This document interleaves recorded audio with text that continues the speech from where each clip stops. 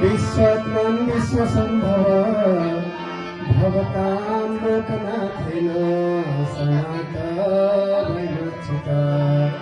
हे कृष्ण हृदयाभासी पशि पशि महाभुज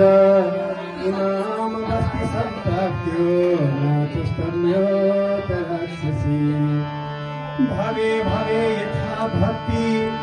पादयोस्तरते तथा कुरु समयस्य नाथस्तन्यो तराक्षसी नाम संकीर्तनं यस्य सर्वपापप्रणाशनं प्रणामो तं नमामि हरिं परम् प्रणामो तं नमामि हरिं परम् यज्ञ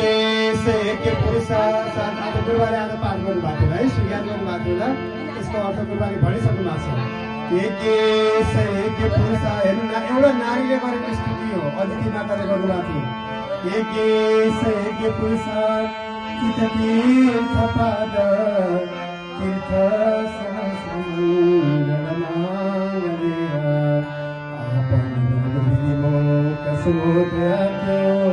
सम्मोक्ति स भगवान्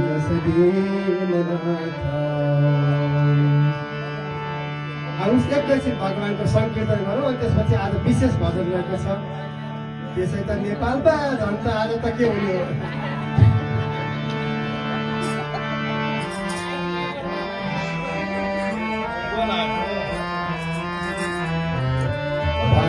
गोविन्द गोविन्द